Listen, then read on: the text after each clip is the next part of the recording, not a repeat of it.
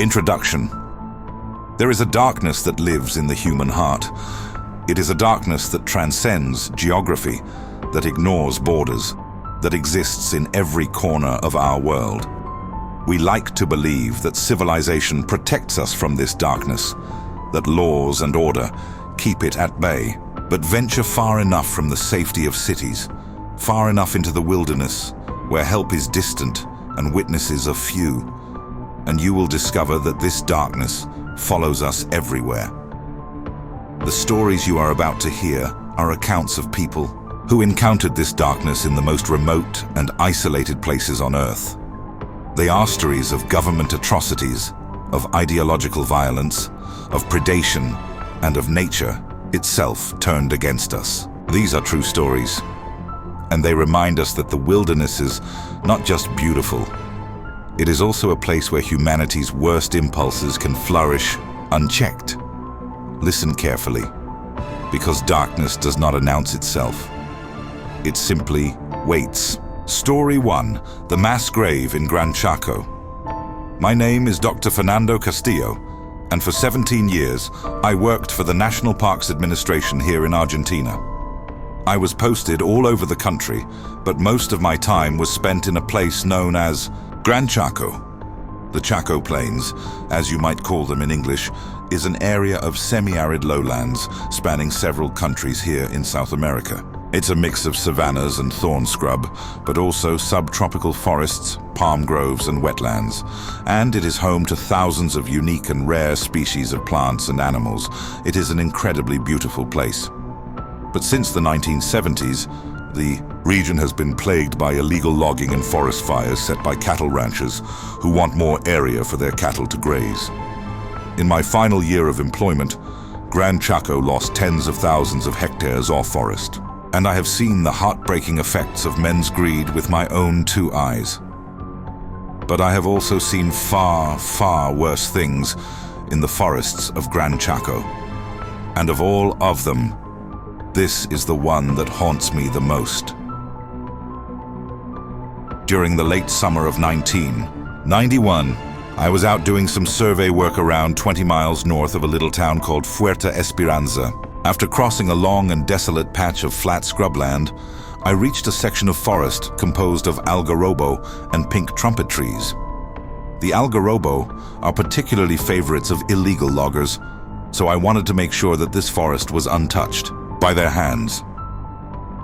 Now I spent around an hour walking around, making notes and marking the area on my map. And then, once I was happy that the forest was in good condition, I started making my way back towards where I'd left my ATV.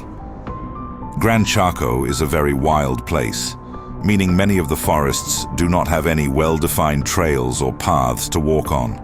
Even if they did, the nature of my work means I have to walk places that are infrequently traveled. So sometimes I lose my footing among the many roots and fallen branches, and this trip was no different. Most of the time I merely stumble when catching my foot on something. But on this occasion, I caught my foot immediately after hopping over a thick branch which had fallen among some knee-high grass. I was totally unprepared for the second impediment and completely off my balance. So after my foot caught on something, I was sent tumbling into the grass in front of me with a very loud crunch. Notice how I described it as a crunch, not a thud, because I didn't fall directly into the dirt and grass. Something broke my fall, something hard, but kind of brittle. I didn't check to see what it was at first, because my priority was to inspect the fresh grazes on my forearms and elbows. But then, after picking myself up, I saw that I hadn't landed on a pile of fallen branches. I had landed almost directly on a pile of bones. Since jaguars are very active in Gran Chaco, I initially thought that the bones must have belonged to a jaguar kill, perhaps a deer or some type of pig. But upon further inspection, I found that they were too large to be a pig of any kind, and too much like a monkey to be a deer. The forests are home to howler monkeys too. So when I saw bones that looked remarkably like those of a human hand, I thought they belonged to some dead monkey. But then I saw the skull, and there was no mistaking things anymore. I had landed on a human skeleton, one that was filthy and moss-eaten, And when I realized that, a powerful feeling of mortal dread came over me.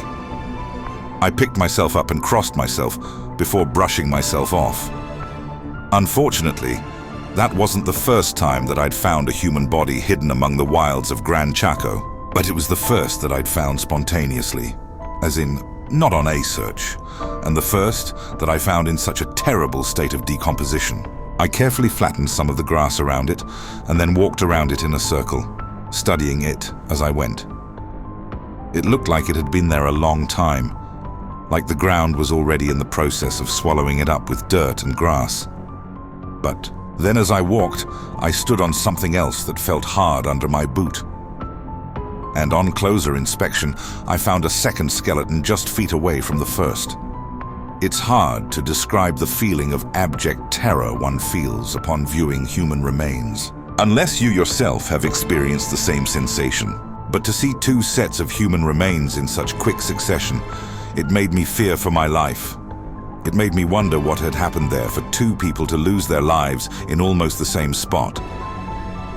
And the dread that I felt was only amplified when I found the third skeleton, and then the fourth, and then the fifth. I came to realize that there were human remains for 100 meters in every direction, and every couple of meters I saw the eyeless sockets of a skull as they stared back at me from the undergrowth. And this was no ancient indigenous burial site either, as some of the remains came complete with half-rotted boots or sneakers lying close by. The place was a cemetery without graves, and I feared that whatever fate had befallen these poor souls would soon befall me. I left that place as quickly but carefully as I could, not wanting to disturb any more sets of human remains. And then I drove straight back to the place my group was headquartered in, Puerto Esperanza. When I told our station chief what I'd seen, he demanded we drive back out onto Gran Chaco so he could see for himself. He didn't think that I was lying or mistaken. He just simply wished to see such a thing for himself. And when we arrived, he was just as horrified as I was. And before we departed, we said a prayer for the dead together. And after that, it was out of our hands as the federal police stepped in to carry out their investigation. They are Argentina's equivalent of the FBI. And in coordination with our group from the National Parks Administration, they were able to paint a picture of what had happened to the many lost souls that we found. From around 1970 through the 1980s, the Argentine government collaborated with several other South American countries for what was called Operation Condor. Condor was the code name given to the tactics of anti-communist repression that these countries employed.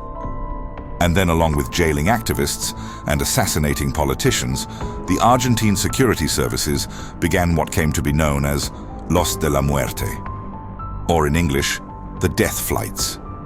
And this is when they would load a dozen prisoners onto an airplane or helicopter, fly them out into the middle of nowhere, and then throw them out of the aircraft to disappear them. Thousands of people were murdered this way. And to this day, many of their bodies have never been recovered. But as much as I am proud to have helped return many lost souls to their rightful resting places, there are still many more who remain missing. And although I am happy to have helped reunite these poor people with their long, grieving families, I'm haunted by the sight of what became of them. And some nights I dream that I too am being thrown to my death from the hold of an airplane. Story. To the eco-activist's judgment, I used to be a surveyor for a large oil and gas company that will hereby remain unnamed. I think I'll also remain unnamed because the specifics of what I did for a living tend to make certain people very, very angry. See, I used to scour this great nation of ours looking for areas of outstanding natural beauty and assess their potential to be, in the words of one critic, pillaged and polluted so fat cat corporate types can make a buck. I guess that's not entirely wrong. Oil and gas have made a lot of people a lot of money. But modern oil and gas extraction is a lot less messy than it used to be. So it's not like the places I recommend end up scorched, scarred, and devoid of all life. The primary reason I took the job is because I love being outdoors, and being a surveyor afforded me a heck of a lot of time in the field. The last thing I wanted is to see the environment ruined, but as a society, I knew we couldn't just switch to renewables overnight. So I decided to live my dream of making a low six figures for being what was essentially a professional hiker and see if I couldn't do some good from the inside. But just because I was living my dream doesn't mean it was always smooth sailing. There was this one job that I took back when I first qualified as a surveyor. My third ever trip into the boonies that took me to the middle of nowhere, Arizona. I had to drive around 9 miles off-road, then hike another 4 or 5 just to get to my destination. Then once I'd taken my geophone readings, I turned around and then started making my way back to my truck. It was early fall, but those Arizona daytime temperatures were unforgiving. Not quite as unforgiving as the summertime, but it still made for a sweaty hike. And I had to stop about half a dozen times just to drink some water and let some sweat dry. I hadn't seen another living soul out there all day, but when I was on my third stop, only a couple of miles from where my truck was, I saw a lone hiker wandering down the trail. He looked to be about the same age as me, maybe a little younger, and he had this sort of California hippie look about him. He had shoulder-length long hair, loose-fitting shorts, and a shirt with some kind of Native American design on it, and then hiking shoes that looked like they'd seen better days. When he saw me, he smiled this big friendly smile and said something like, "All right, didn't expect to see a fellow traveler out in the trails today." Surveying could be a really lonely job, so I didn't mind the company. And then after he sat down opposite me on a rock, we got to talking about the trails in the area in general.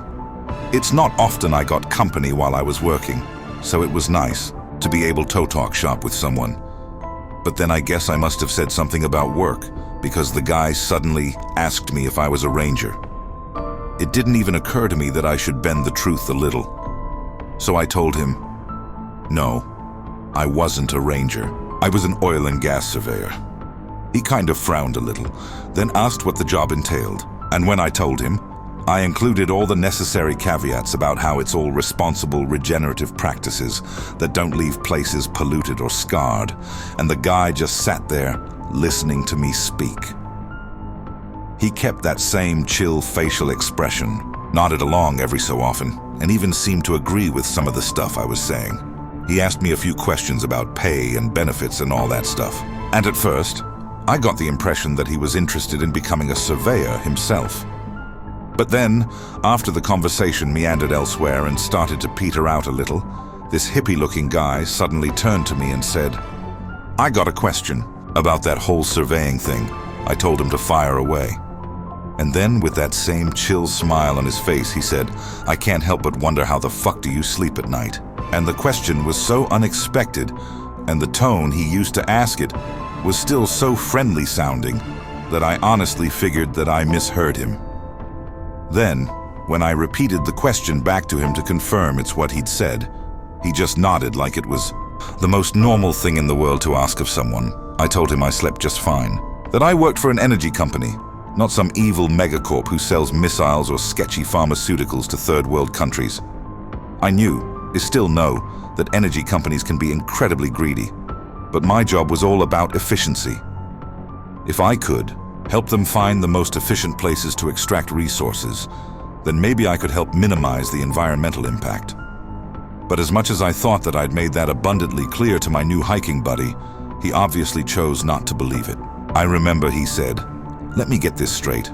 You love the outdoors, but you're helping destroy it, and you don't lose any sleep over it. I'll take bullcrap for 200, Alex." I realized I'd lost the guy completely. That's if I ever really had him to begin with. I told him if he had a problem with what I did, that was his business, not mine.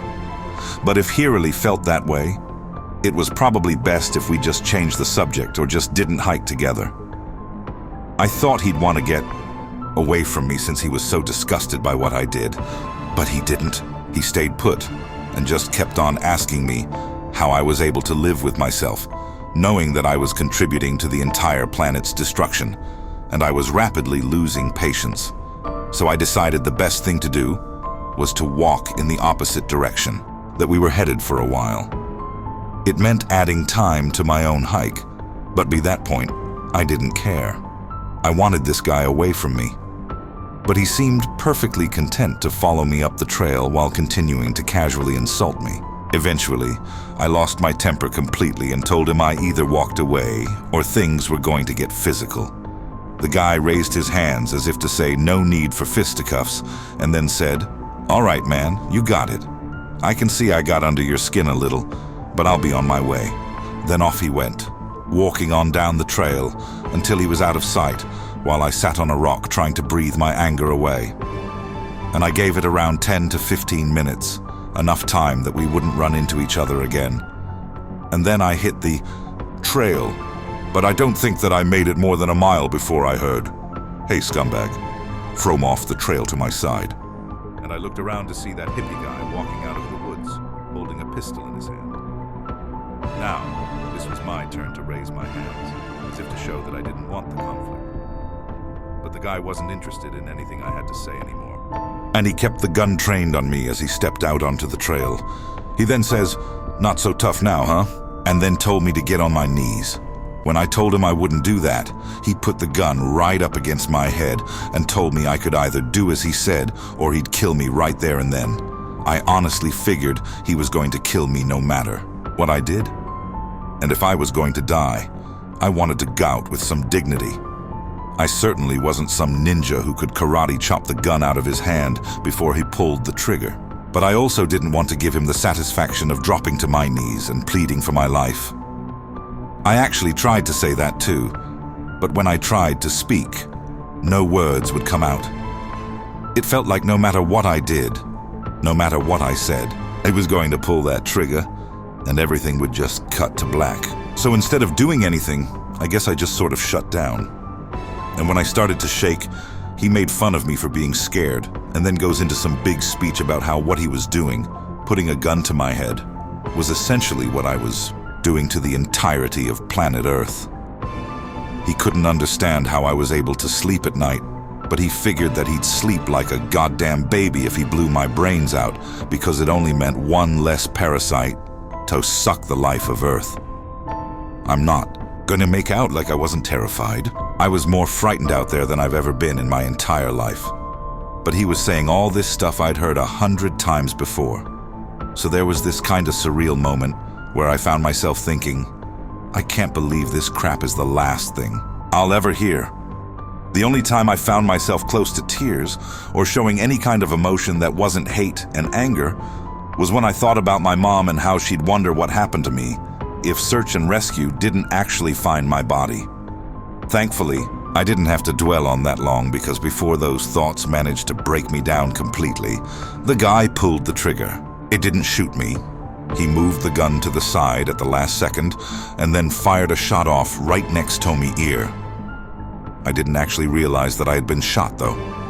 It's almost like the explosion in my left ear and deafness that followed made me think that I'd actually been shot in the head. So I just sort of collapsed to the ground, clutching the side of my head. And the last thing I kind of heard in my good ear before the guy eventually disappeared was the muffled sound of, "Quit your job, asshole." I honestly thought that I was a dead man because the shot had caused blood to come out of my ear and my whole head was just completely throbbing. So I thought that I'd been hit, and I had maybe seconds to live before I collapsed and bled out from a shot to the head. But after lying there waiting for everything to fade, I slowly realized that I was okay. Or at least that I wasn't going to die. I managed to make it back to my truck, drove to a hospital to get my ear checked out, and then filed a police report as soon as I was able to. It took a while for my hearing to partially come back, as it's still not entirely back. And the cops didn't manage to catch up with the guy who almost deafened me. I didn't think that they would. I didn't even catch the guy's name. But it still makes me mad, sometimes thinking that he just got away with that scot-free. I did end up quitting my surveyor's job too. The social pressure just got too much, and I couldn't face lying about what I do for a living for the rest of my life. Now, I won't bore you with what I had to do now, but let's just say it's nothing a person might threaten to kill you over because it's on the wrong side of their politics. Story 3: The Crosses in the Wilderness.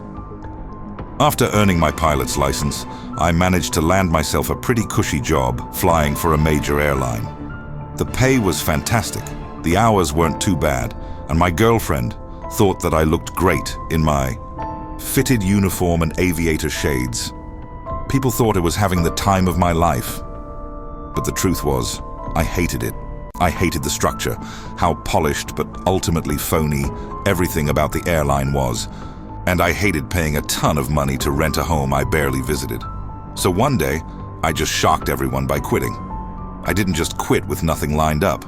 I'd found another job before I handed in my 3 months' notice. It's just that the new job happened to involve moving up to Alaska to be a bush pilot. My girlfriend thought I was crazy, and we broke up not long after a big fight. And then, about a month later, after selling off or giving away like half of the stuff I owned, I flew up to Alaska and out to the little airfield that I'd be working from. I stayed in a cabin just a short walk from the airfield, a place so run down that when I moved in that first night, it had me wondering if I'd actually made a mistake. But then, after a trip over to Fairbanks to pick up some groceries and home improvements, the cabin started to feel a little more like home, and I remembered why. The whole thing seemed like a good idea in the first place. It was peaceful. I got to set me own schedule. And some of my passengers ended up being some incredibly interesting people. There was something about living wild that felt good for my soul, too. But don't worry, I'm not about to get all poetic on you. Life was good, but that didn't mean that there wasn't a little turbulence here and there. I had trouble in the air on more than one occasion. I had encounters with wildlife that looked at me like I was dinner. And I saw 1 or 2 things from the air that I'd never be able to fully explain. And this is the story of just one of them. One day, I was making a pretty routine flight, taxiing a couple of researchers from A to B. I'd been in the air for a couple of hours already, flying under superb weather conditions for the spring, when something down below suddenly caught my eye. The ground beneath was a carpet of trees, but every so often there'd be a little clearing, some large, some smaller. Save for the occasional rogue tree, most were completely bare. But the one I spotted that morning had a row of what looked like saplings, all standing in a row. It struck me as an odd sight among all that wilderness. And since there are few straight lines in nature, I knew that there was a good chance it was man-made.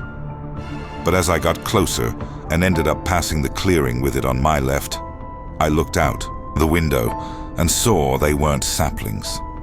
They were crosses. I banked left, turning so I could pass the clearing a second time at a lower altitude. You don't see a lot of stuff like that out in the middle of nowhere, so I guess curiosity got the better of me, and I wanted to check it out. Coming up on the clearing again, I could see that they were crosses. All right, big ones too. But it was only when I flew directly over that I saw something squirming against the wood. Something that was almost camouflaged from a distance, and I could only see up close. There were people attached to those crosses, some still, some writhing around in what I could only imagine was absolute agony. I didn't take another pass. I got myself back on course and hit my radio to see if anyone was within range. The only person I could raise was a logging camp. But I asked them to get in touch with the WSR, the Wilderness Search and Rescue, on my behalf. When the guy asked what he should say, I couldn't bring myself to tell him exactly what I'd seen. I knew he'd think I was crazy, so I made something up about spotting some campers who looked like they were in trouble. The guy at the logging camp said he'd get on the horn to search and rescue. And then after I thanked them, I left to make the rest of the flight with nothing but my thoughts and theories to keep me company. I didn't mention anything to the researchers, and their company was actually a huge relief as it kept my mind off what I'd just seen. But on that last leg of the flight, when I was all on my own again, I started thinking all that solitude and isolation might be getting the best of me. I radioed my boss on the long-range radio that I had in my cabin, and I told him about what I'd seen. Or rather, what I thought I might have seen out there in the wilderness. He told me to fly back to Fairbanks to take a week off. And when I did, We met up for some dinner at a little steak and potatoes place that he liked. And he said the human contact would do me some good. And he was right. It was great to be able to talk to someone about the job and about life too, and it not be via the medium of some ham radio. But he also told me something I never forgot. He said he found it funny how some people think of Florida as the weirdest state in the Union. And maybe out of the lower 48 it is, but of all the places he'd ever lived, it was the state of Alaska that took the cake for sheer weirdness. It wasn't just all the people that had gone missing over the years either. It was the people who hadn't, which made the wilderness such an odd place. People who moved up there to get away from things. People just like me, I guess. And for the most part, all they wanted was to be left alone so they could live how they wanted to. Like I said, I saw a whole bunch of other weird stuff during flights, but nothing that ever stuck with me as long as those crosses did. I hope it was part of some passion play type of thing, and those people were just up there on their own free will and live to tell the tale.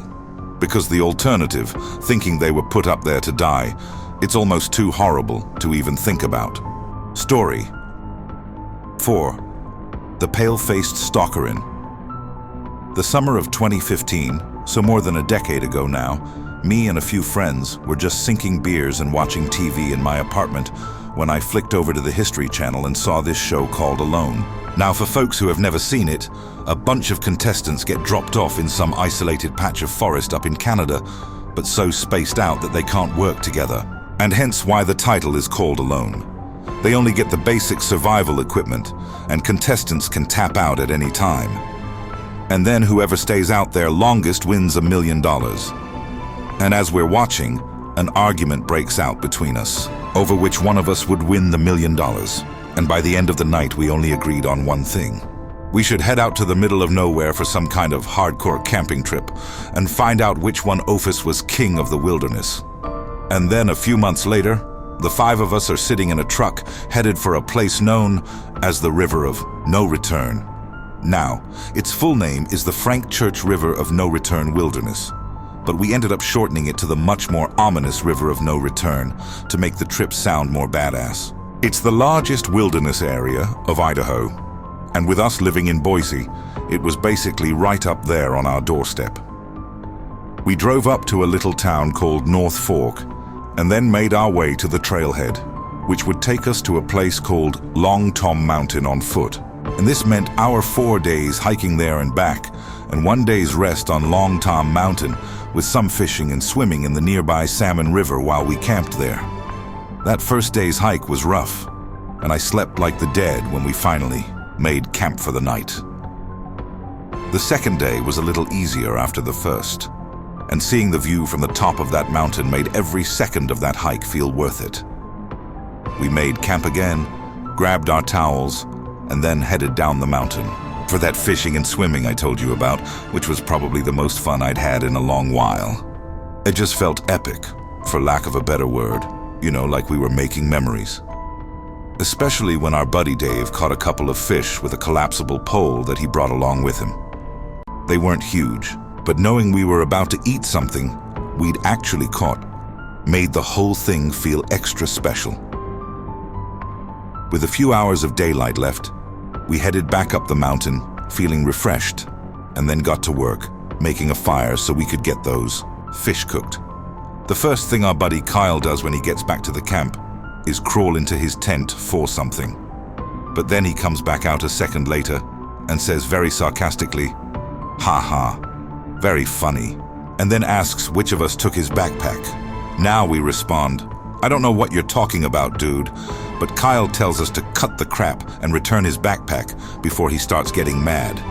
Now again, the 4 of us tell him that we have zero clue what he's talking about, and that if we're going to prank him, we'd think of something funnier than just hiding his stuff.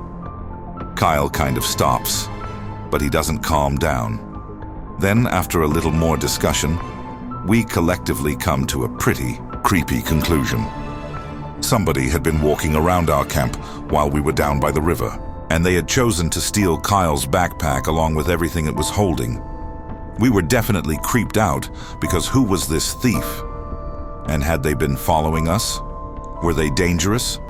But I'd also say that the primary thing we were feeling at the time, especially Kyle, was anger.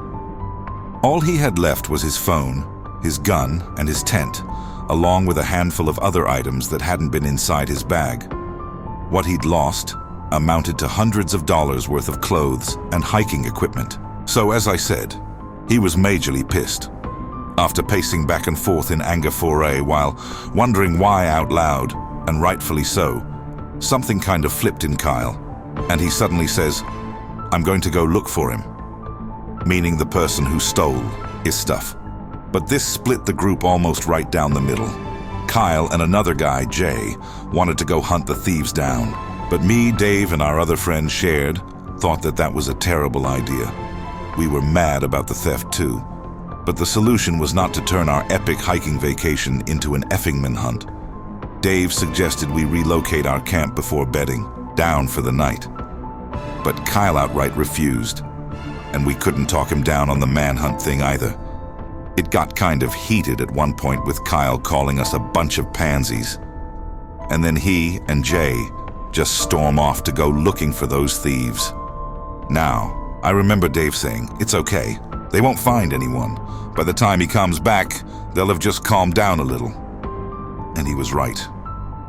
Kyle came back maybe a half hour later, much calmer, but majorly bummed out. But I can't blame him. We all were. We knew our epic survival trip had basically been ruined by some creepy asshole with sticky fingers. The whole point was to get away from people, so knowing we weren't ass alone as we thought we were sucked.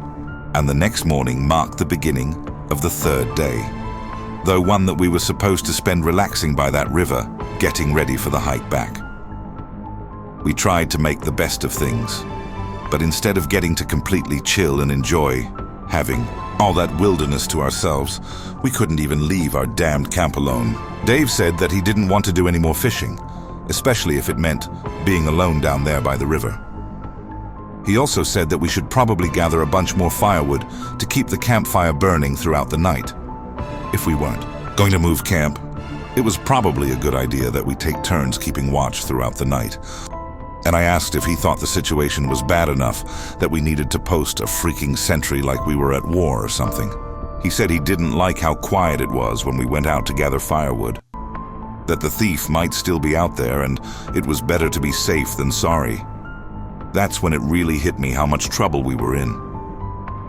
Dave wasn't a nervous person, and since he used to go fishing a whole bunch with his dad, he was easily the most experienced of the five of us when it came to being outdoors. So to have him say something like that, it just kind of hit different. We each had a pistol with us, so it wasn't like we felt completely defenseless or anything.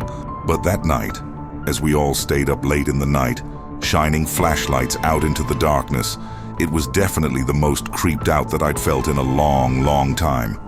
And it was only made worse by the fact that Kyle actually wanted a confrontation. We each got a couple of hours of sleep, taking turns keeping watches as agreed to. And then come sunrise, once everyone was on their feet, we agreed to get back on the trails as soon as possible. We still had one more night to spend in that river of no return, and seeing as the situation hadn't taken a turn for the worse, we thought it would probably be best to make camp early so we could just rest before having another all-nighter. And the hike to that final camp was very tiring, but uneventful. We were still mad, Kyle especially. But after we set up camp in the late afternoon, the mood seemed to just lighten a little. We all agreed that whoever stole from us was probably long gone with Kyle's stuff, and that the chances of seeing them again were probably non-existent.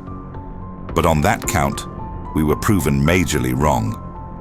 Maybe an hour or two before sunset, our friend, Shared, walked off to take a dump. He took his gun along with him because there was still that thought of we're not alone out here in the back of our minds. But we never imagined there'd be an issue with him walking off to take a bathroom break. Not till a couple of minutes after he walked off when we suddenly heard him scream. And I say scream.